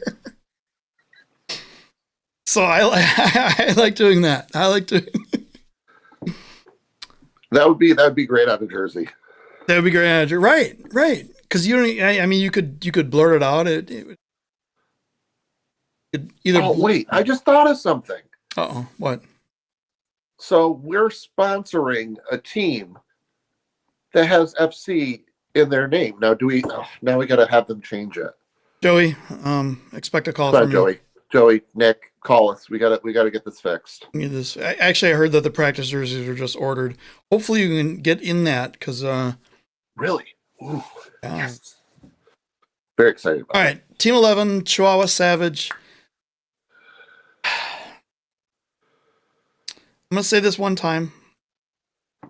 It is not a correct thing, as far as I'm concerned, to use Native American imagery in United States sports team. I'm in 100% agreement with that because of the way the American people came into the U.S. and did what they did to the Native American people. However, in Mexico, it's Mexican people celebrating Mexican warriors. It would be the same as like the U.S. people calling a team Patriots, which we'll get to in a second, because we're celebrating our own soldiers defending our own country. That's where this imagery is coming from. That's why they're called savage. That's why they use what we call a Native American, which isn't. It's a Native Mexican imagery in their name. So that said, Jay was all over the place with this name because he said he liked the name Savage, but he should, at one point he said they should be called the Crested Capybaras or Caracaras. But when I heard that, I wasn't looking at the screen, and he put a paragraph up there saying, whoops, I meant to say keep it savage, but change the logo to the Caracaras, not call them the Chihuahua Crested Caracaras. That'd be interesting on a broadcast. You'd see like ONT for Ontario, and then you would just see CCC. Right. As it is, it's CUU, and I still don't have an explanation on why. Yes, I don't know either. I've asked Juan a couple times, and he's given me some just random paragraph translated into English from Spain. Right. My recommendation for this team is Corndogs. I like it. I would go, now that you mentioned, maybe like the Chihuahua Warriors. Chihuahua Warriors is good. I'll go Chihuahua Little Yippy Annoying Dogs. I don't want to hear Joey Zanaboni be like, and the St. Louis Ambush are facing the Chihuahua Little Yippy Dog. Yeah, we'll go with that. Now back to them. Yeah. Yeah, Jay, I know you messed up the wording on that, but when I read it, when I listened to it the first time, I had it over on this screen over here. You can't see this screen either, but it's more in front of me. And I was I've seen the setup, so I know what you're talking about. I was doing other stuff, and I heard that. I'm like, wait, what? Did you just want to call Chihuahua the Crested cars. And then I rewound it. I'm like, oh, there's some text on here I should have read. Okay. So yeah, I totally understand it. And if I was paying attention more than I did, I would have. All right. Next, Harrisburg Heat. I totally agree with Jay by saying that Harrisburg shouldn't really be known for the heat because it's in Pennsylvania and right now they're under a winter storm warning, as a matter of fact. He chose Hitmen. Sure. I'm going to go with corn dogs. I like it. I don't know. So, I mean, Harrisburg is not known. Well, there was a Buffalo Blizzard team changing their name to the Harrisburg Blizzard. I don't know if that would. I mean, that would be more realistic. I just thought of something. Okay. Hang on. Let me compose myself. You keep talking. That's all I can. I mean, that's all I can really think of at this point. But I mean, you have to realize Harrisburg Heat has been around for years and years and years, and I don't think they're going to change the name. I would agree, and I think a lot of these names, the reason that they have the name is because they've been around for so long. Right. Like, I mean, Chicago Bears, Detroit Lions. I mean, granted, they're more intimidating. We'll get into that in a little bit, Jay. But I think trying to change a name that's been around for so long. The Blast tried to do it with the Spirit, and then went right back to the Blast again, a million years ago, and so. I'm going to take, so Alec has said this a couple times, I'm going to take Harrisburg, move them, and their new name is going to be the Hershey Squirts.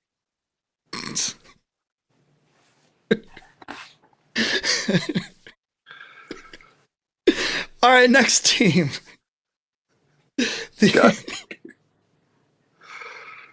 He's old. Now, back to them. All right. We are back. You're back. Next team, Florida Tropics. And Jay said he actually likes the name Tropics, but doesn't like the name that it's a ripoff of a movie because it makes the league look like a joke because of the name. I really don't think they sat there and they went, we're gonna copy the Florida Tropics name. Yes, he did. This was Andrew Haynes. He admitted on our show, outright copy. Yeah, he outright copied the idea from the movie with the corn dogs line and the whole thing. That's where that whole thing was born. Oh, but it's a good thing there's no other teams in professional sports that are named after a movie. Anaheim Ducks. What? Yeah. So, I honestly like the name as well. I'm not going to change it. I don't care. I'm going to go with corn dogs. Okay. Well, so your league right now would have the corn dogs facing the corn dogs and then the corn dogs at the corn dogs, which makes it easier to pick. No. It was the corn dogs at the corn dogs, not corn dogs at the corn dogs. See? It's easy when you look at it that way.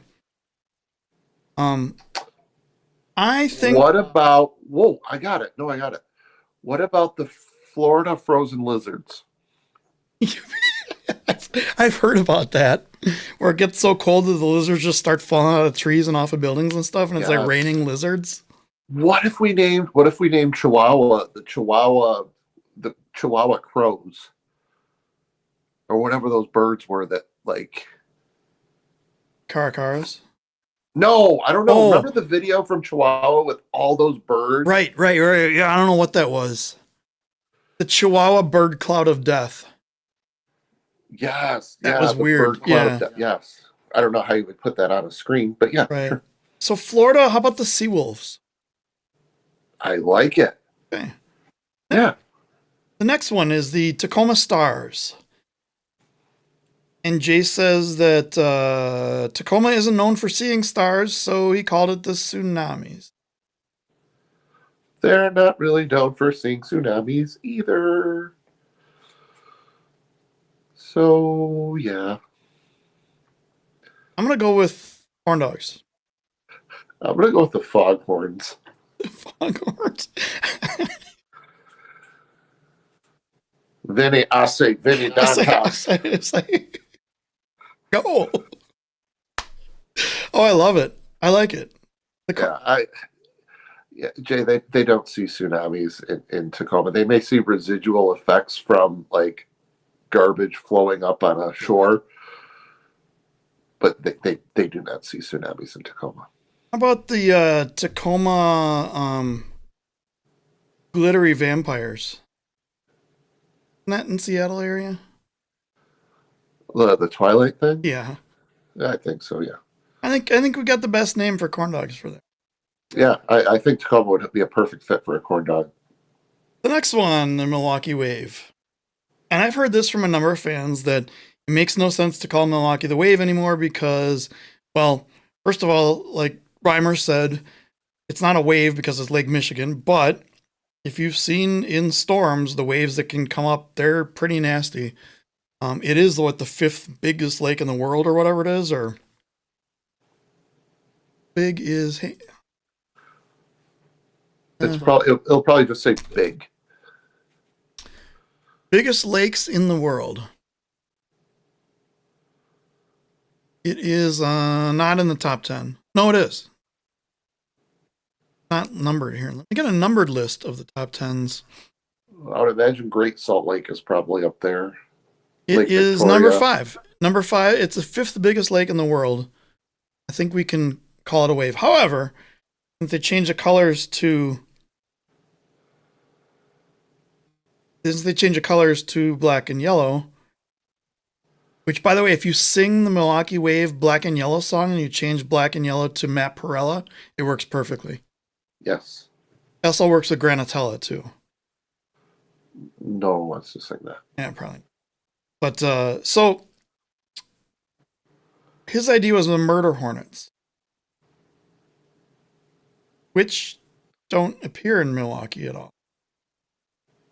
Yeah, Mike Vollmer, friend of the show, hey Mike, how's it going? Says I don't think people realize how big Lake Michigan is. It's like 3 million square miles or square. Mike Vollmer is from Cleveland, Ohio. Did you know that? Yeah. And he plays for the Cleveland Corndogs. Anytime he shows up, I'll be like, "Hey, you're from Cleveland, Ohio." I'll probably use that joke a couple more times, and then we'll just retire it. I don't know. Milwaukee's a... When did we ever talk about retiring jokes?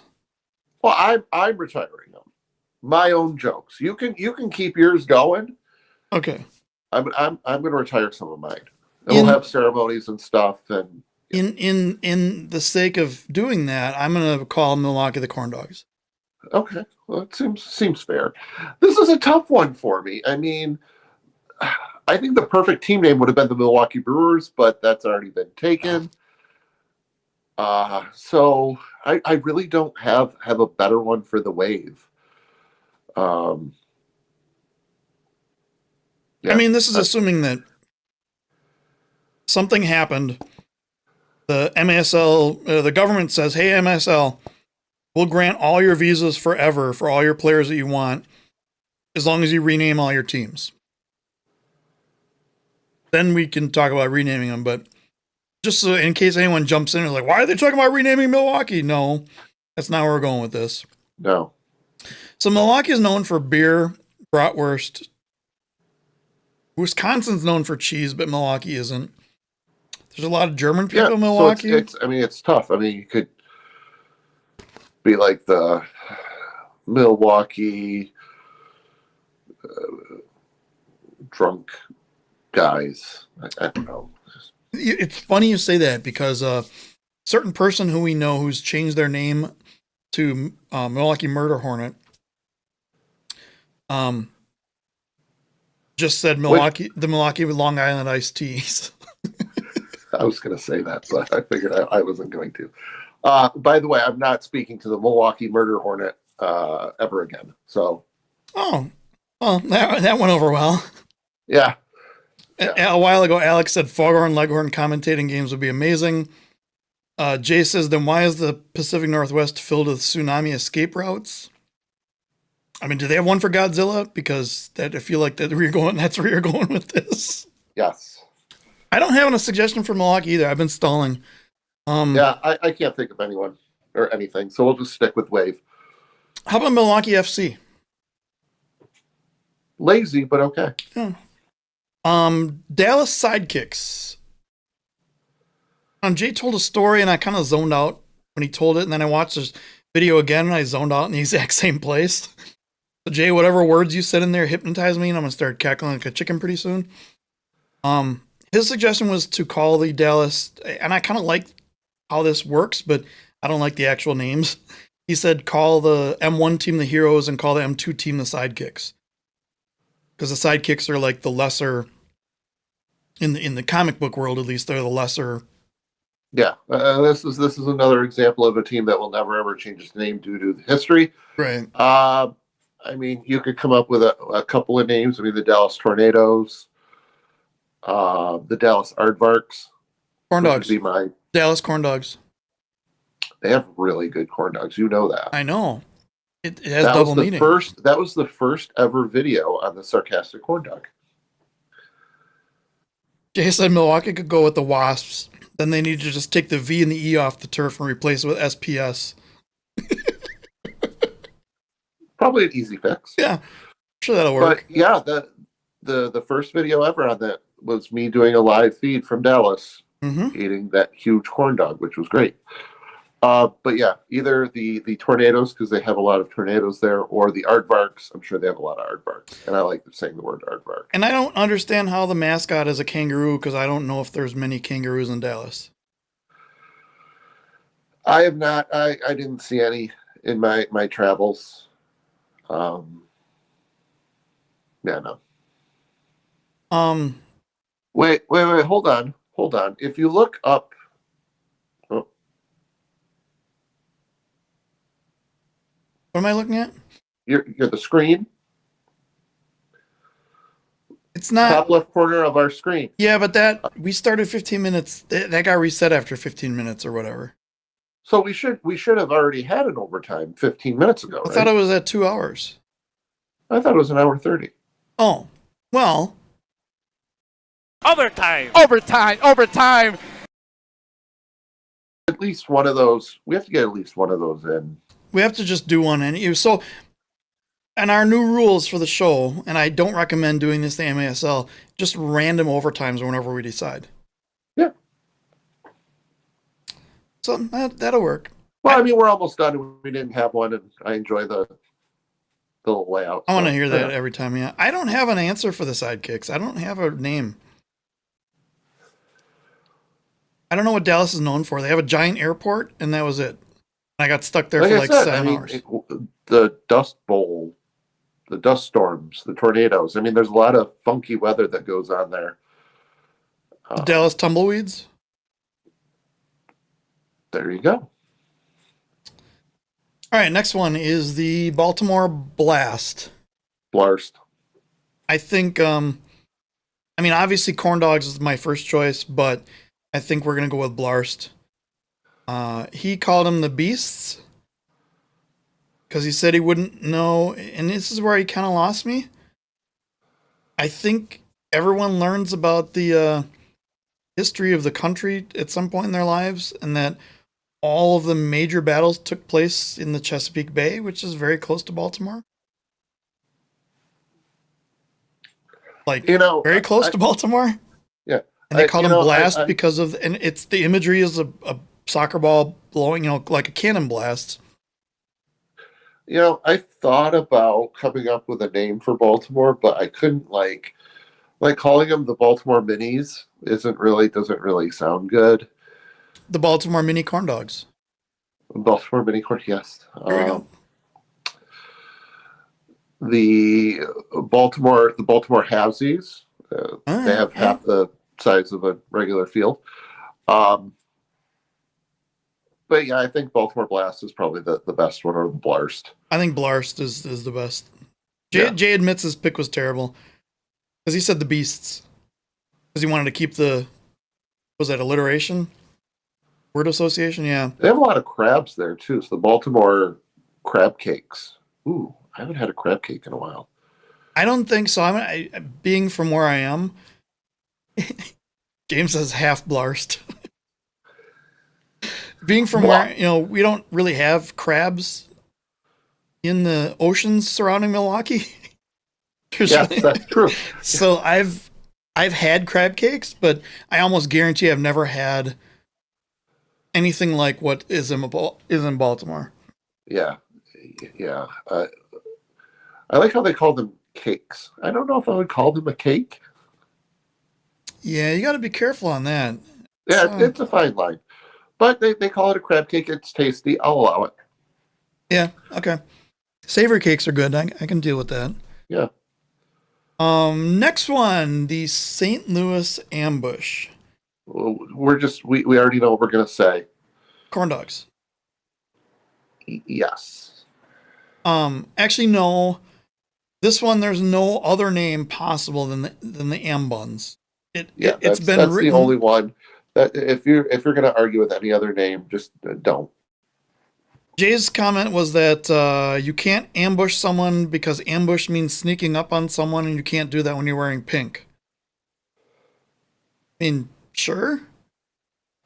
But then he said attack, but Kansas City Attack was the big team in the 90s. So Yes, that's what I was gonna mention. That he's like, I think the Attack was a name for one of the teams, and I forgot to comment. yeah. What about the St. Louis Gateway? Because it's the gateway to the West. St. Louis Arches? The St. Louis McDonald's. No, it's McDowell's. They have the arcs, not the arches. And they have the Big Mick. Big Mick. See, my It's bun because doesn't have seeds on it. Yeah, it doesn't have seeds on it. I think Ambuns is the only way to go here. We gotta That's do the that. only one. Next one is Ontario. We got 3 left. Ontario Fury.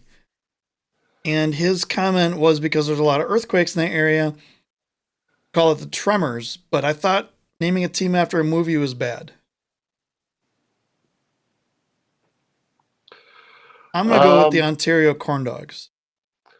I like it. I mean, I'm going to kind of agree with him. I mean, I would kind of go with like the Ontario Quake or something like that. I like that. I like that idea. How about the Ontario Canadiens? I mean, yeah. I mean, that would also work. That's not taken anywhere, right? We're good on that. No. I mean, there's a hockey team in Montreal named the Canadiens, but I mean, Never heard of them. Yeah, they'll be fine with it. So Matt says St. Louis Rendezvous since there's a fur trading outpost, and then Alex says the St. Louis Steamers is sitting right there, but I don't like that name. That name is slightly worse than the name I came up with, Harrisburg, as far as I'm concerned. You know, I'm not gonna say what team name should be that or what city should have that. Let's just say go more east for that one. Yeah. And we'll leave it at that. Oh, Jay said that's a totally different kind of tremor. So then the Ontario Graboids. The what? Haven't you ever seen the movie Tremors? No. Really? I have seen Coming to America multiple times, but I have not seen no. Oh, you owe it to yourself. It's horrible. You owe it to yourself to see. I mean, there's like 7 of them, but you owe yourself to see the first one. So it's basically these giant worm things under the ground just appeared out of nowhere in this like weird desert town. And one of the guys wanted to call them graboids. You got to do your homework, man. I know what to say. Yeah, I gotta do my research. All right, next one is San Diego Sockers. Jay had some funny comments on this, that it's like a play on the word soccer and that's things you put on your feet. I think it's also a term for a punch. I think San Diego Corndogs has a ring to it. San Diego Suddies. San Diego 6-foot corn dogs, because there was a 6-foot corn dog in the deep end there. San Diego Gurk Knockers. Mustache Men. Now that they have Craig Childs. So here's a question. You've seen the picture. You've seen Craig Childs with his mustache, right? Yes. He is Greg Suddy, the Craig Childs from the future. God, I hope not. Coming back to warn us about the corn dog invasion that we're starting. I don't know. The conversation I had with Greg Sutty was definitely not about corn dog. Asking The for future money of corn for dogs. iTunes gift cards and Bitcoin. No, not even that. So I got it was so for those of you that don't know, Greg, our good friend Greg Sutty from that other place, actually had his account hacked, and so I decided. So I saw it for some strange reason. I don't know where I saw it, whatever. So I decided to reach out to this particular account. And the first thing I realized was, I mean, Greg has blocked both of us. So any sort of communication, like if they responded, I knew it was a fake. Yeah. So I responded, and I'm like, "Hey, Greg, how's it going? Long time no talk, whatever, blah blah blah." And then I mentioned corn dogs, and he talks about what was it, the Health and Human Services Department or something like that, and how they got money and stuff like that. And I kept asking, like, "Well, how many corn dogs do you get?" Like, I want to know how many corn dogs. And they're like, "Well, if you click on this link, blah, blah." Yeah. I'm like, "No, I need you to tell me." But by the time I got that far, the account was already blocked. Yeah. So I didn't get a chance to continue the conversation. But the San Diego, so I've decided that San Diego should be the San Diego Flashlights because they need more lighting in that arena. Everybody turn on their cell phones so the players can see the ball. Exactly, yes. So we used to do that. And maybe Hannah or Henry will play soccer and you'll be the soccer dad to do this, where the parents park, because, in the fall, especially after daylight saving time, it gets dark at like 4:00 and all the practices start at like 5:00. So unless you have a lighted field, you're kind of in trouble. I've more than one time, a line of parents will show up and turn their headlights on so the kids can see the ball when they're practicing on the field. I've seen that happen. We used to play baseball Mm-hmm. when I was younger. We used to play until dark, and yeah. So Jay's suggestion was the sea lions because he was looking for more intimidating creatures. And have you seen sea lions? What about a narwhal? Aren't sea lions like sharks' main meals? Like the great white shark's main food source is a sea lion? Yeah, I think so. Yeah, something like that. San Diego snacks? I like the words. I like the name Sockers. It's ridiculous. My phone hates it. It can't spell it correctly ever. But it's one of those. I mean, it's so iconic. It's one of those names that you can't change. But if I were to change it, the San Diego Sea Otters, because those are some. I got to tell you. bastards. So speaking of San Diego, I wonder how Craig Charles is going to feel walking into Utica knowing he has the second best mustache in the entire arena as opposed to the first best. In MASL primetime this week, there was a shot. Did you watch it? I watched some of it, yeah. They brought in Commissioner Tozer was nominated to the or how do you voted into, made a member of the Cincinnati Indoor Soccer Hall of Fame. Yeah. What's that word? Inducted. That's the word. And they had a shot of Keith's old mustache, old when he had like long hair down to his shoulders, compared to Hoxie's. And I can't even describe it. You got to see it. Hoxie, seeing Andrew. So was it after I think it was right before the third quarter started. Hoxie was warming up right in front of me. That thing is a presence. It's like that tall. Like somehow it looks like Snidely Whiplash from Rocky and Bullwinkle. Hey, Bullwinkle. Yeah. San Diego Sharks. I mean, that's already taken by San Jose. You could do the San Diego Great Whites. I don't know. There was a Cougars team out in California. That's off the table, I think. Women's League? I said Women's League. Yeah, no. No, okay. All right, we've beaten that one to death. Last one, his favorite team name right now is the Kansas City Comets. I cannot agree more. and he said it doesn't look like the color of a comet because there's too much red, white, and blue. So he would call them the Kansas City Patriots, which is exactly why the Savage is named the Savage. But that said, if there ever was a name that fit this perfectly, it would be the Kansas City Corndogs. I'm going along the same lines as a food thing. I'm going to go with the Kansas City barbecue. Oh yeah, that's the Kansas City amazing side dishes. Or the burnt ends. What was that thing called? Was it the corn? It was Eric. Are you still in the chat here? What was that corn thing called at Jack Stack? It was a cheese. It was like a cheesy corn casserole type thing. Kansas City corn casserole. Kansas City burnt ends. City burnt ends would be good. That's a good name. Murder Hornet said, "Don't worry, Adam. I got your Cougars joke and laughed out loud, even if Matt didn't." No, I got it. You know what? Just tell them I got it. And then Jay, here we go. If we want to do some publicity for the league, Jay says, "You want to fight a sea lion?" I sure as hell don't. Jay kind of wants to get the players up into pads and helmets so they can like charge each other on the boards and stuff. So if we give Jay like a sea lion proof suit and have him in a cage with a sea lion, I think we can sell tickets to that.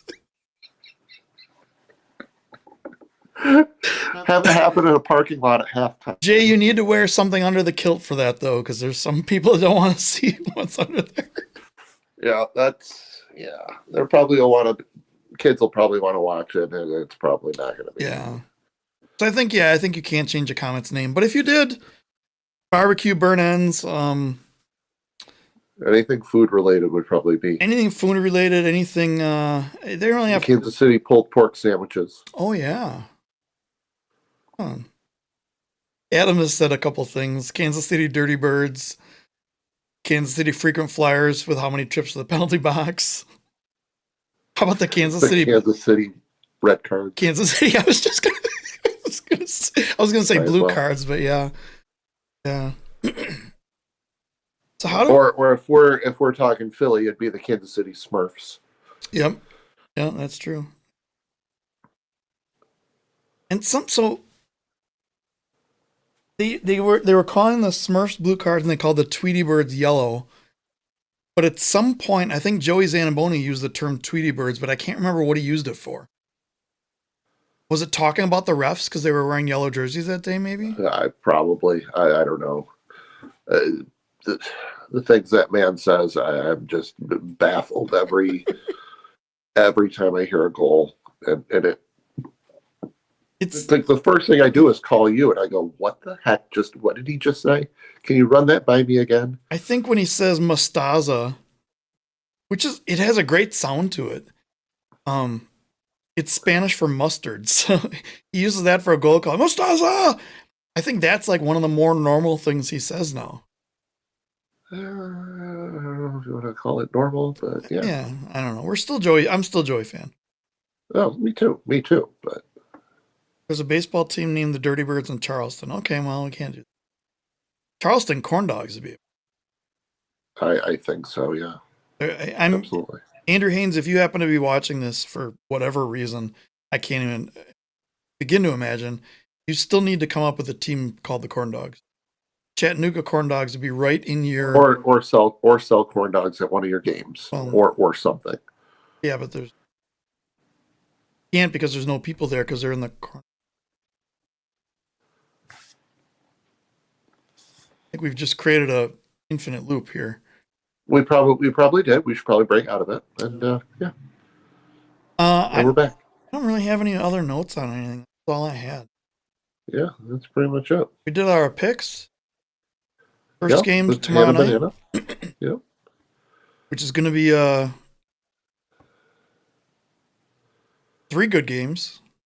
Yeah, I will. Like I said, I'll probably listen to. I don't know. I'll probably listen to Kansas City, Milwaukee on the way home. I'll probably have the Harrisburg Utica game on. Well, I'm at the Comets game tomorrow. So Yeah, mine's gonna be. What doesn't the Heat game start a little early?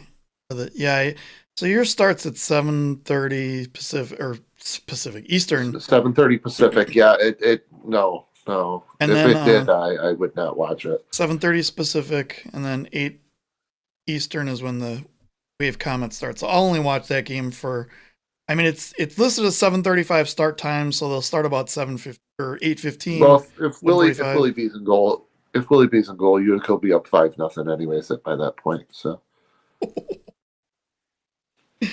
Oh boy, He's getting my daughter cake. He's Yeah. like, I'm gonna bring you guys cake on the 20th. I'm like, okay, we'll see.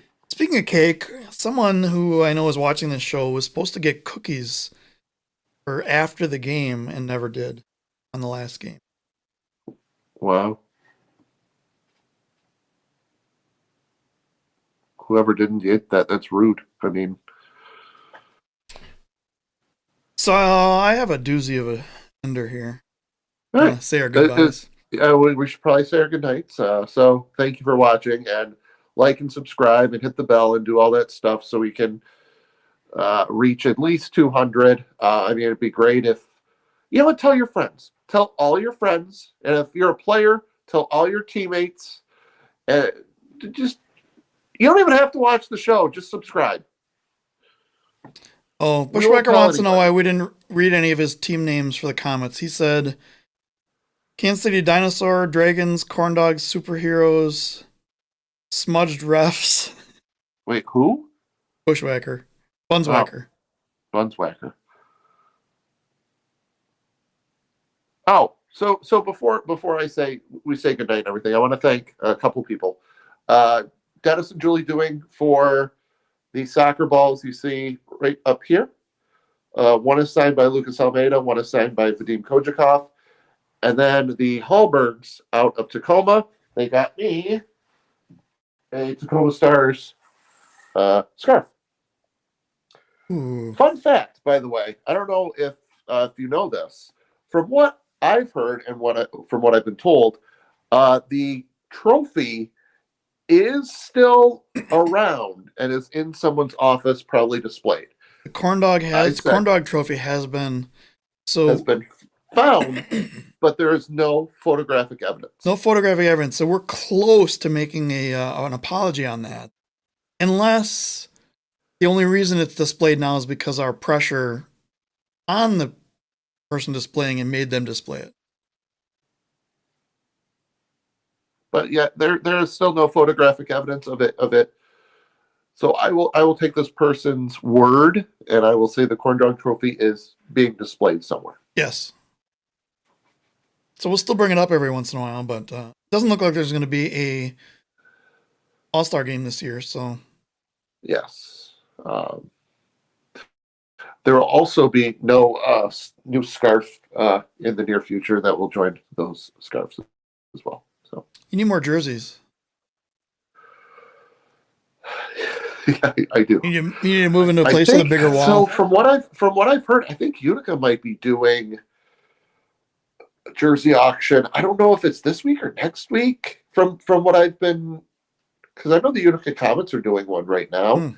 So I would imagine Utica City is coinciding with that, and they're going to be doing a few on Live Source, a few live, and then a few I think are raffled off. Don't quote me on it, but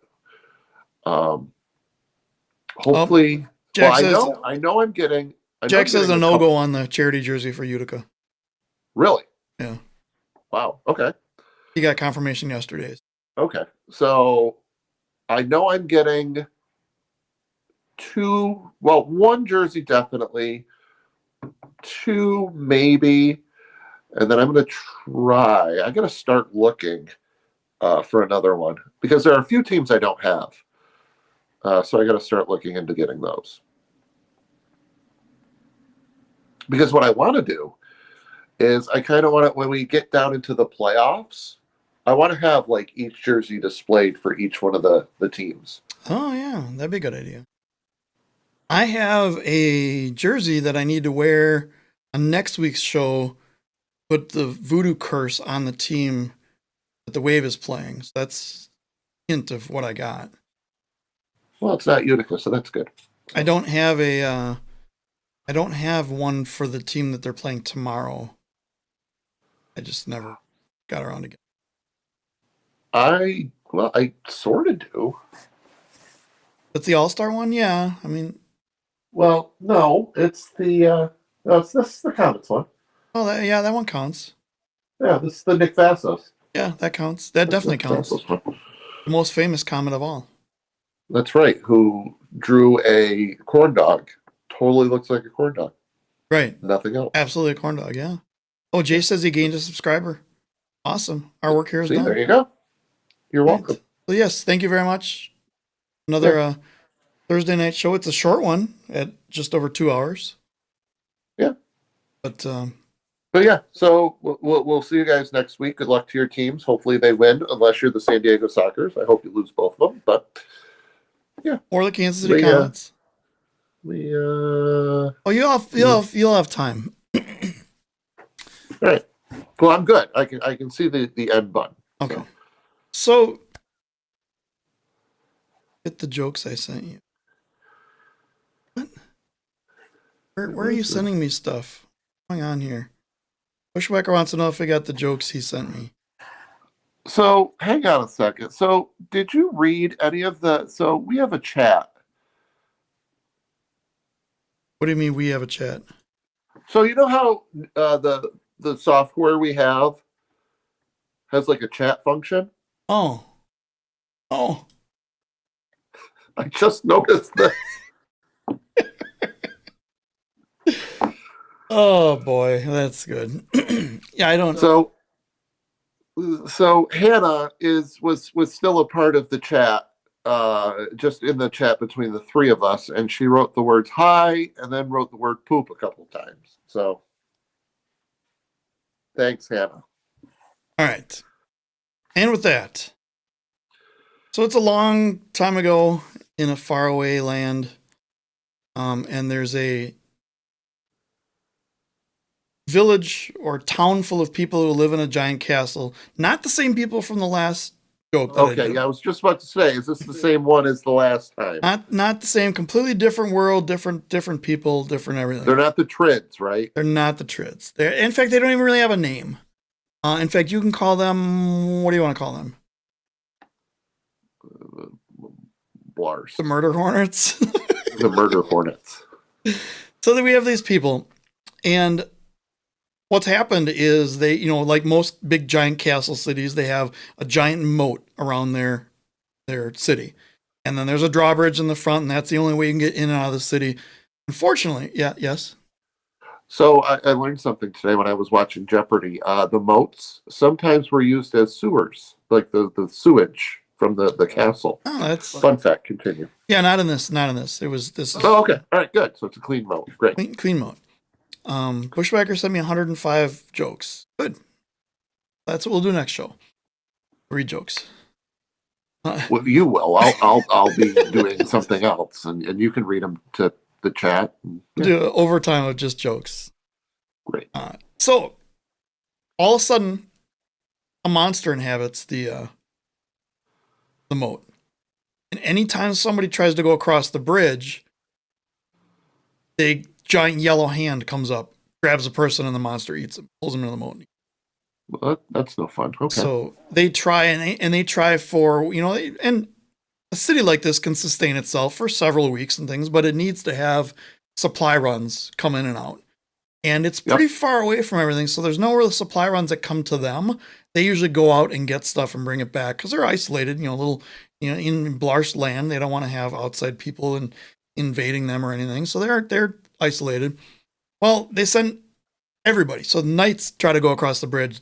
Yellow Hand comes and grabs them and eats them. Their cavalry comes in. Knights, or cavalry with, Right. Yeah. Yellow Hand comes and grabs them and eats them. They send a couple of people to try to swim across the moat. Yellow Hand grabs them and eats them. And throughout this, there's this little kid, the king's page boy, who keeps saying, Your Highness, let me try. And he's, no, go. stop. And throughout this, the little kid keeps coming up and saying, I can do this. Let me do this. And the king's like, no, go away. So finally they're down to like their last of the military. Their military has been wiped out by this monster. This giant yellow hand keeps grabbing them and eating them. And like they try the court jester. That's like the last guy. And, you know, a guy that obviously doesn't want to go. He tries to sprint across the moat, and nope. So they have like the acrobats in their circus try to use those giant pole vault things. Nope. Grab them. They try to catapult someone across there, and the yellow hand just reached out, caught him, and then ate him. So finally the king's like, I don't know what else to do. And the page boy runs and breaks through from his grip, runs across the drawbridge, gets to the neighboring town, brings all the supplies in, saves it, saves everyone, saves the town. Everyone lives happily ever after. What's the moral of the story? I don't want to know. Let your pages do the walking through the yellow fingers.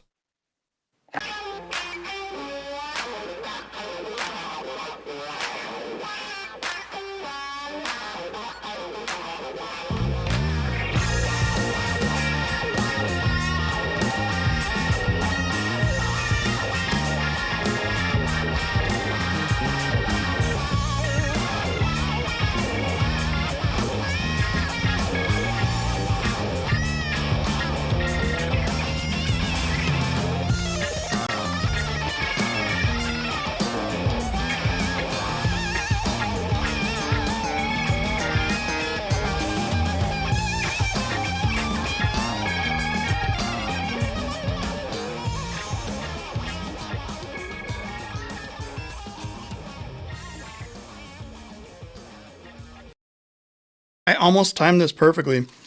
I have one bite of cake left.